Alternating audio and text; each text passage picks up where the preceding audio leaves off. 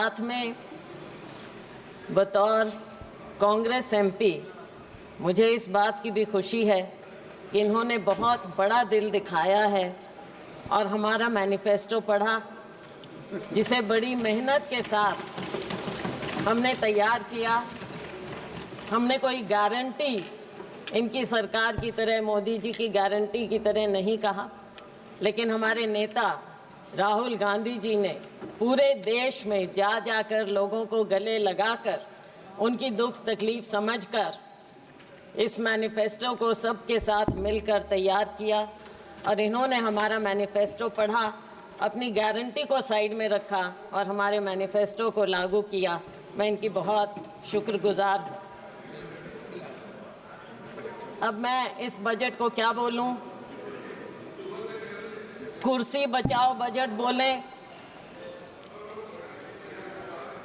विकसित बजट नहीं लेकिन विचलित बजट बोलें, या फिर एक और जुमला बजट बोलें, क्योंकि फिर बार बार हमें जुमले नज़र आते हैं इसमें। आपने 4 लोगों की बात की, लेकिन ये 4 कौन लोग हैं? गरीब, महिलाएं, युवा, हमारा अन्नदाता किसान। लेकिन इनकी गिनती कैसे हो? क्या मालूम पड़े कौन क्या है? क्या मालूम पड़े कि ये योजनाएं किसके लिए बनाएं? क्या मालूम पड़े कि टारगेट ग्रुप कौन है? अगर आप कास्ट सेंसस नहीं करेंगे, अगर आप सेंसस को सार्वजनिक नहीं करेंगे, राहुल जी ने, हमारे नेता ने मांग की कि सेंसस किया जाए, कास्ट सेंसस किया जाए, लेकिन ये सरकार चुप्पी साधे। एंड आई वंडर कि इसके बारे में इनके सहयोगी नीतीश कुमार जी क्या कहना चाहेंगे कास्ट सेंसस के बारे में। उन्हें तो बहुत कुछ मिला है, लेकिन सर ये बजट है किसके लिए ये भी तो पता चले। क्या केवल 2 राज्यों को ही उन पर मेहरबानी हुई है, या पूरे देश पर भी कुछ नज़र डाली गई? ऐसा नज़र नहीं आता कि 2 राज्यों के अलावा कुछ दिखा हो, या फिर भाजपा शासित प्रदेशों के अलावा कुछ नज़र आता हो। सर मुझे याद आता है कि जब माननीय प्रधानमंत्री जी मोदी जी माननीय मुख्यमंत्री होते थे और उस समय हमारी सरकार थी और वो एनडीसी की मीटिंग में आते थे, अब तो खैर एनडीसी भी नहीं रहा, और वो हमेशा कोऑपरेटिव फेडरलिज्म की बात करते थे। अब शायद वो शब्द पूरी शब्दावली से निकल चुका है, कम से कम भाजपा की और सरकार की शब्दावली से निकल चुका है। लेकिन 2 राज्यों को भी मैं थोड़ा आगाह करना चाहूँगी। नीतीश जी तो हमारे साथ पुराने रह चुके हैं, 10वीं लोकसभा में थे, सब समझते हैं। नायडू जी भी बहुत अनुभवी हैं, राजनीतिज्ञ हैं। इनकी बातों पर ना जाएं। आज बेशक लगता हो कि बहुत कुछ दिया है, लेकिन नज़र फेरते देर नहीं लगती, तो इसलिए उनको भी मैं आगाह करना चाहूँगी। आज खुशियाँ मनाएं, लेकिन समय बदलते देर नहीं लगेगा सर। तो ये जो बजट पेश किया गया, इसमें जो इन्होंने गारंटी की बात की, शायद लोगों को विश्वास नहीं हुआ और इसीलिए 303 से लेकर 241 पर आ गए। विश्वास पैदा करना इनका काम है, इन्होंने विश्वास खोया और तभी ये डाउनस्लाइड हुआ। आज के दिन भी जब बातें होती हैं बजट में, हम सुनते हैं तो ऐसा लगता है कि कुछ पर मेहरबान और बाकियों को दरबान बना दिया गया है।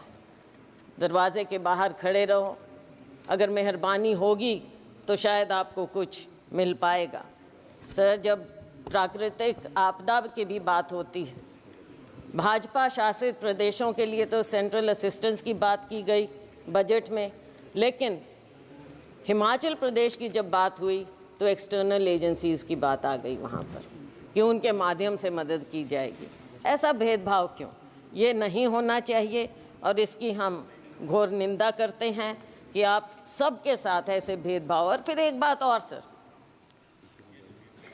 हरियाणा, महाराष्ट्र, झारखंड और शायद जम्मू कश्मीर चुनाव की ओर जा रहे हैं। पर ऐसा लगता है कि सरकार ने पहले ही हार मान ली। इन राज्यों का जिक्र तक नहीं, 3 राज्यों का जिक्र तक नहीं हुआ, कुछ दिया तक नहीं। और दुख इस बात का है कि आज 3 केंद्रीय मंत्री हैं हरियाणा से केंद्र में, एक तो मुख्यमंत्री भी रह चुके, लेकिन हरियाणा को कुछ नहीं मिला। मुझे मालूम नहीं कि अंदरूनी इनकी क्या बातें होती हैं, वो तो खैर सार्वजनिक हो नहीं सकती, लेकिन दुर्भाग्य है मेरे राज्य का, हरियाणा का, कि 3 केंद्रीय मंत्री होने के बाद भी हमें हरियाणा को ये कुछ ना दे पाए हैं और नाम तक लेना मुनासिब नहीं समझा। सर, किसान की बात है, किसान की आय दुगनी करने की बात कही गई। स्वामीनाथन कमेटी रिपोर्ट की बात लागू करने की शुरू में की थी, लेकिन बहुत कन्वीनियंटली आसानी से अब स्वामीनाथन कमेटी रिपोर्ट का नाम तक नहीं लिया जाता है। एग्रीकल्चर का, कृषि सेक्टर का बजट आधे के करीब हो गया है। 2019-20 में जहां 4.97% था, इस बजट में आपने 2.74% करके छोड़ दिया है। बात करते हैं एमएसपी की। एमएसपी के बारे में कहा गया माननीय वित्त मंत्री जी ने कि आपने बहुत से उपजों को इस बार एमएसपी दिया है, लेकिन क्या आपने स्वामीनाथन कमेटी रिपोर्ट के मुताबिक फार्मूला अपनाया है? C2 plus 50%? नहीं, बिल्कुल नहीं, क्योंकि आप भूल चुके हैं उसे। थोड़ा सा याद दिलाना चाहूँगी कि बढ़ाने के बावजूद जब हमारी सरकार थी, यूपीए सरकार, उस समय गेहूं की एमएसपी हमने 119% बढ़ाई थी और धान की 134% बढ़ाई थी, लेकिन मोदी जी की सरकार में केवल 47% गेहूं और 50% धान बढ़ाई गई है। तो इसमें पीठ थपथपाने का तो कुछ नज़र आता ही नहीं। आज के दिन इतनी अग्रेरियन क्राइसिस है, खास करके हमारे राज्यों में, लेकिन उसकी ओर कोई ध्यान नहीं है। किसान बैठा रहे, साल से ऊपर बैठा रहा, लेकिन उसकी ओर ध्यान नहीं दिया। ऐसे बना देते हैं जैसे कोई दुश्मन हो, किसी दुश्मन देश के साथ बॉर्डर बनाए जाते हों। ऐसी बात होनी नहीं चाहिए। पूंजीपतियों के मित्र हैं, ये दुनिया जानती है, पूंजीपति खास तौर से जानते हैं। किसान अपने दुख को समझते हुए ये जानता है कि केवल और केवल पूंजीपतियों का ध्यान दिया जाएगा। सर, आज हमारी सरकार में 72,000 करोड़ रुपया हमने किसानों का कर्जा माफ़ किया था, लेकिन आपने अपने पूंजीपति मित्रों का 16 लाख करोड़ रुपया माफ़ किया। किसानों की ओर कोई ध्यान नहीं। शायद आपको लगता है कि किसानों का कर्जा माफ़ करेंगे तो वो आलसी हो जाएंगे, पैदावार नहीं करेंगे, काम नहीं करेंगे, शायद यही शंका है, मैंने पढ़ा कहीं पर। और नाबार्ड के मुताबिक हर किसान औसतन 1.35 लाख रुपए के कर्जे में है। ये नाबार्ड का फिगर है, मेरा नहीं। तो साथियों, ऐसी बात नहीं, फिर से वही बात आ गई, मित्रों पर मेहरबानी और किसानों और मजदूरों से बेईमानी। बेईमानी मैंने इसलिए कहा कि शब्द यूज़ नहीं करना चाहिए। नाबार्ड का फिगर है ये? मैं हाँ जी नाबार्ड। मैं ये इसलिए कह रही हूँ क्योंकि आपने समझौता किया किसानों के साथ, और लेकिन आपने वादा खिलाफ़ी की। हर बात में आपने वादा खिलाफ़ी की। कौन सा साल था? 2021, और आज कौन सा साल आ गया है, कौन सा समय आ गया है। किसान अपना दुख लेकर फिर भी बैठा है। किसान को आप उग्रवादी मत करिए, लेकिन आप उसको मजबूर मत कीजिए उग्र होने पर। और मजबूर और मजदूर दोनों बना दिया है आपने, किसान को, मजदूर को, किसी और ध्यान नहीं है। और इसके ऊपर एक और फसल बीमा योजना हमारे यहाँ अपने प्रदेश की मैं बात कर सकती हूँ। फसल बीमा योजना से आप किसान से पैसा तो ले लेते हैं प्रीमियम, लेकिन जब मुआवजा देने की बात आती है तो वो सालों साल बैठा रहता है। मेरी अपनी कॉन्स्टिट्यूएंसी में नरवाना में 3 साल से किसान बैठा है मुआवजे के लिए, उसकी ओर कोई ध्यान नहीं। 3,40,000 करोड़ रुपया आपको प्रॉफिट मिला है बीमा कंपनियों को, लेकिन जब किसान को देने की बात आती है तो वो दर दर भटकता रहता है, कोई उसकी ओर ध्यान नहीं। माननीय अध्यक्ष महोदय, किसान धरने पर बैठा रहा। 736 किसान शहीद हो गए, चले गए इस दुनिया से, लेकिन उनके बारे में एक भी शब्द नहीं बोला गया, ना उन्हें कुछ देने की बात की।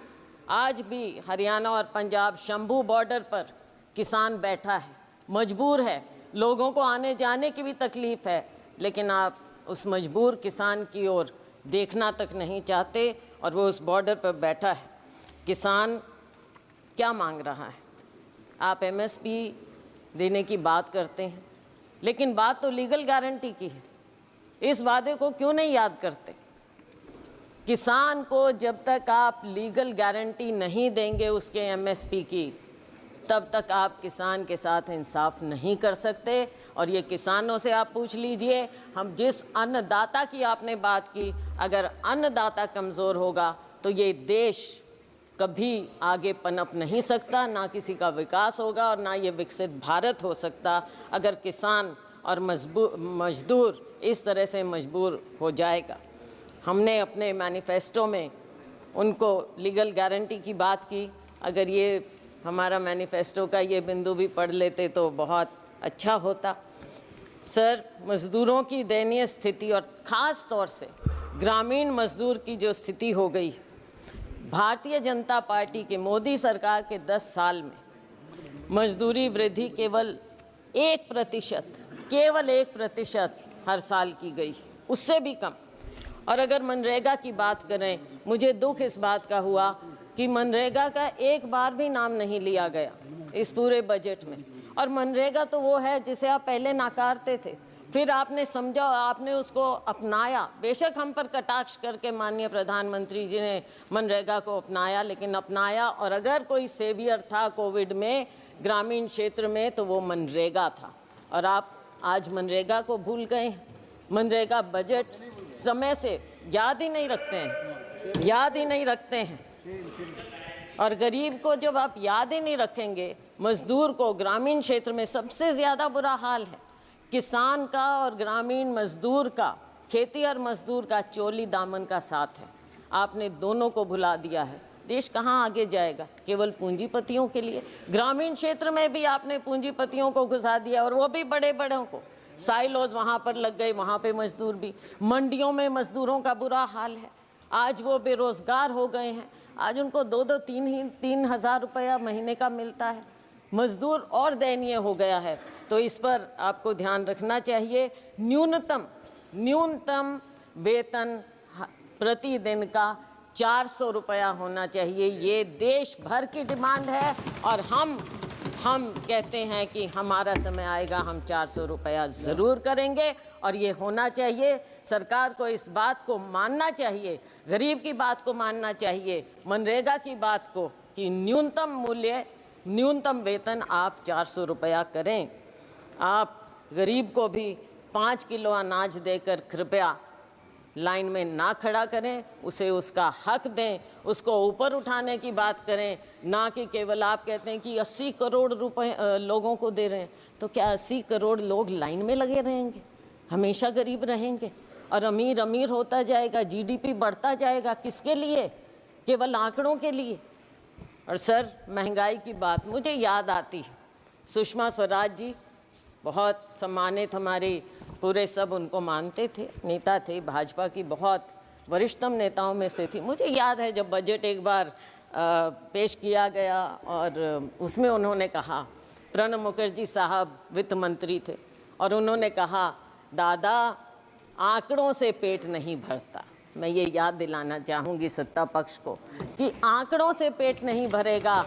गरीब को, युवा को रोज़गार चाहिए, गरीब को वेतन चाहिए। गरीब को केवल 5 किलो अनाज देकर आप पंक्ति में, आखिरी पंक्ति में खड़ा मत कीजिए।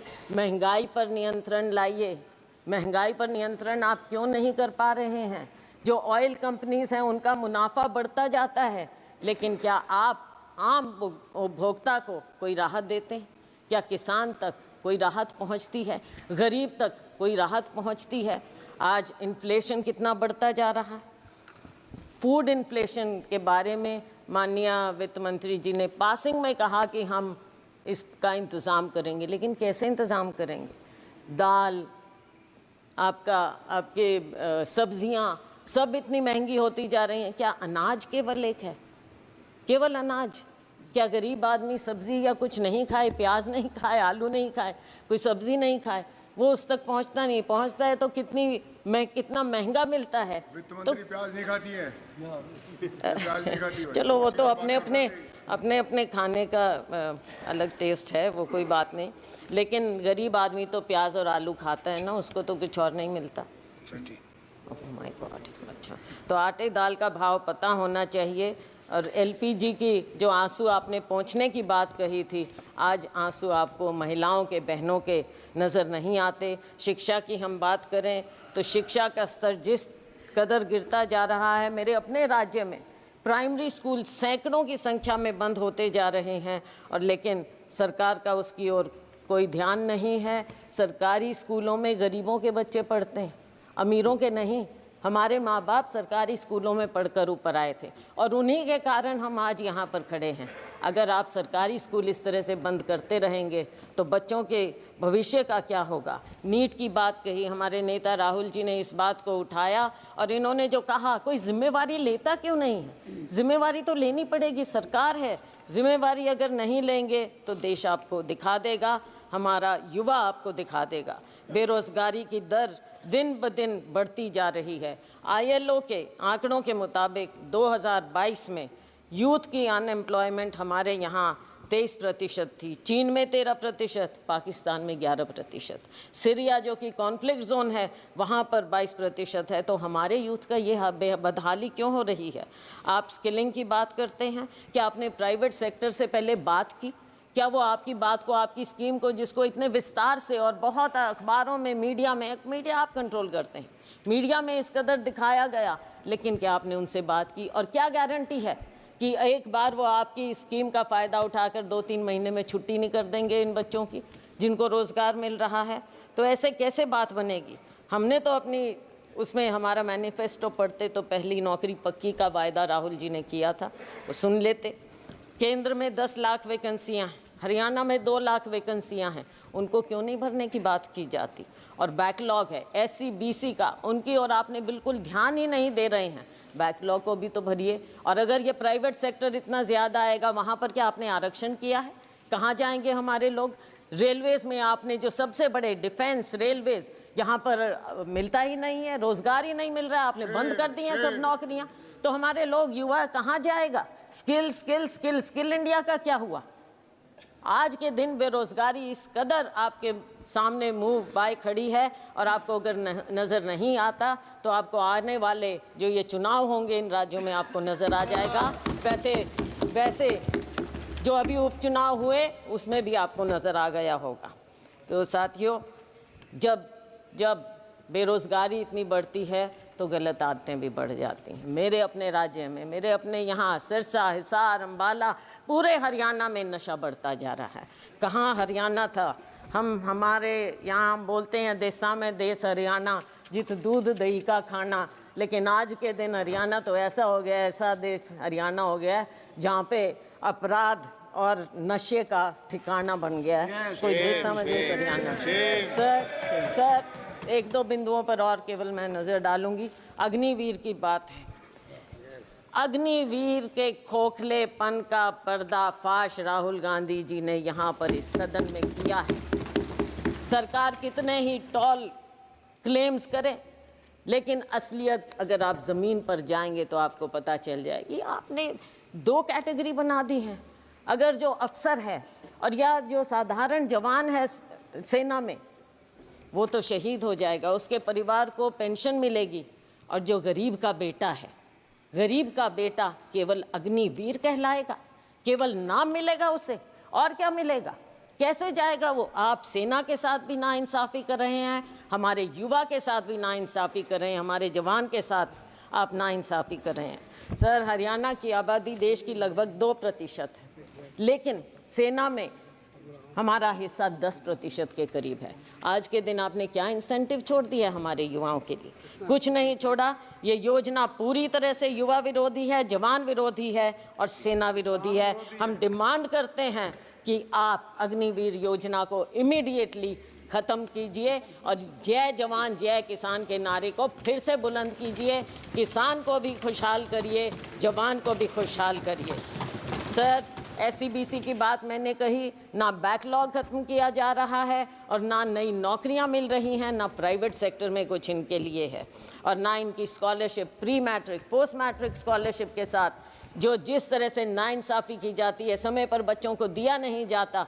हरियाणा में मेडिकल 9,000 से ज़्यादा 10,000 के करीब स्टूडेंट थे, 3-4 साल से नहीं दी उनको स्कॉलरशिप। जब चुनाव आया तब आपने रिलीज़ की। इसमें भी राजनीति, गरीबों के साथ, हमारे SCBC के साथ भी राजनीति आप ऐसे करेंगे? क्या इतनी किल्लत है पैसे की कि आप गरीब से गरीब को उसकी स्कॉलरशिप नहीं देना चाहते? डॉक्टर अंबेडकर स्कॉलरशिप से आगे बढ़े थे।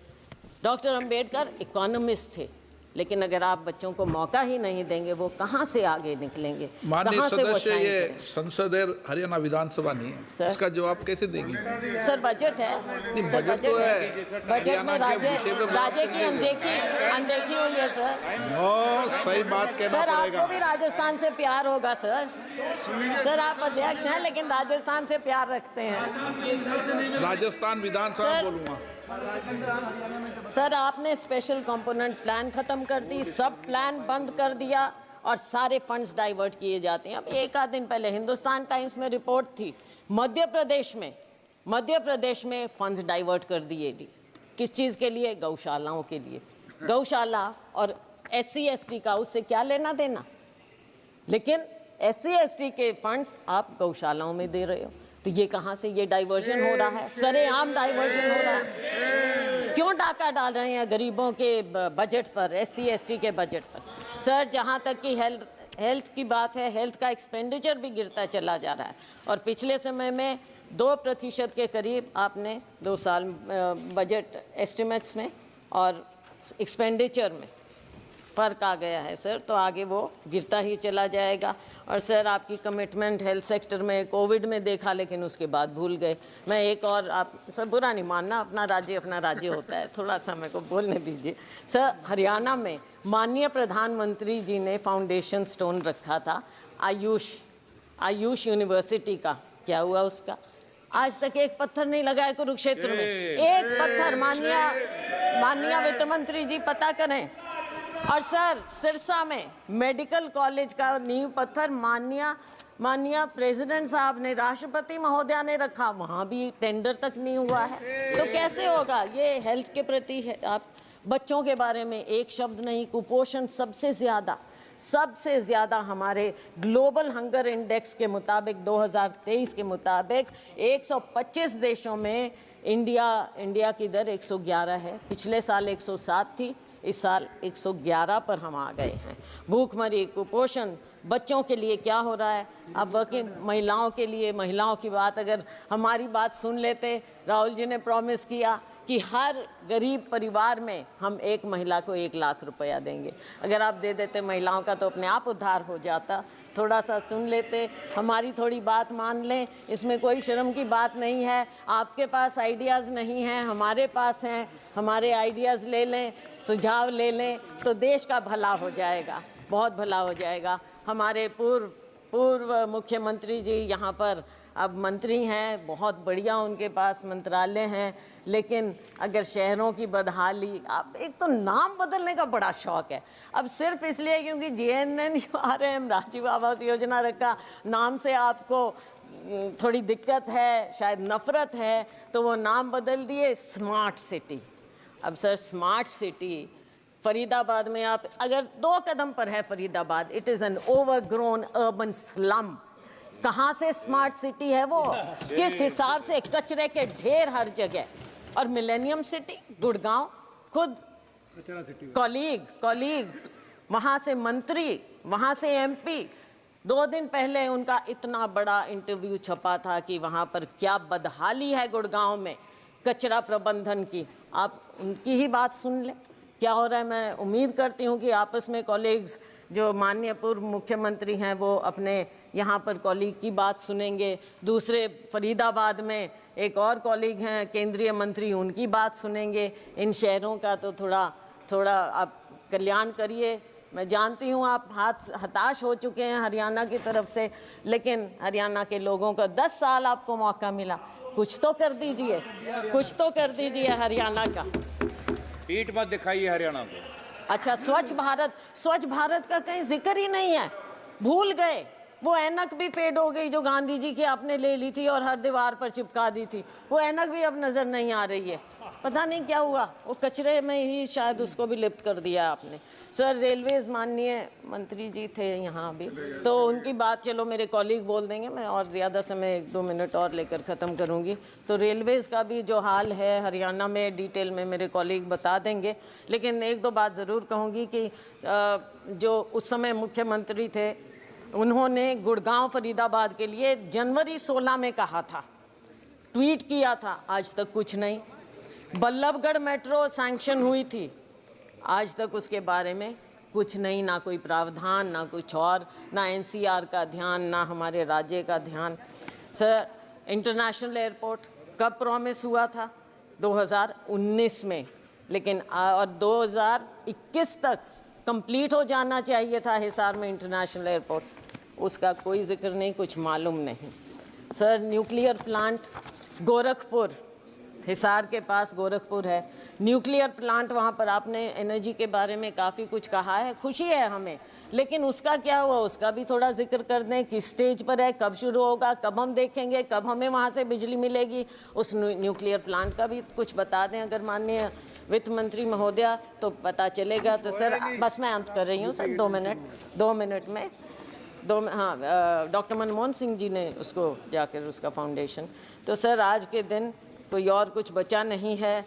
यूथ ने आपको पनिश कर दिया, महिलाओं ने आपको पनिश कर दिया, आपने हमारे किसानों को इंसल्ट किया, उन्होंने आपको पनिश कर दिया, अग्निवीर ने आपको पनिश कर दिया, लेकिन सर बहुत दुख की बात है आप फिर भी नहीं सुन रहे हैं।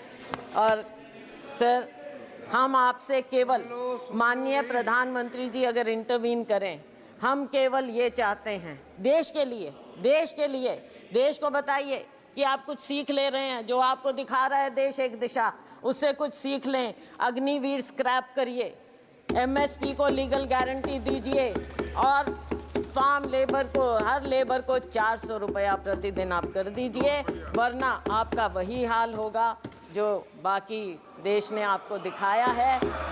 आपकी सरकार हंसते रहिए, केवल ऐसी हंसते हंसते विदाई हो एक जाएगी स्लोगन आपकी। पर, ये स्लोगन्स की सरकार है ना, ये स्लोगन्स की सरकार आपकी है, विदाई तो हो आपका आखिरी स्लोगन ये है कि कुर्सी को बचाओ, मित्रों पर लुटाओ। बहुत बहुत धन्यवाद, thank you. Shri Biplab Deb ji, Biplab Kumar Deb ji.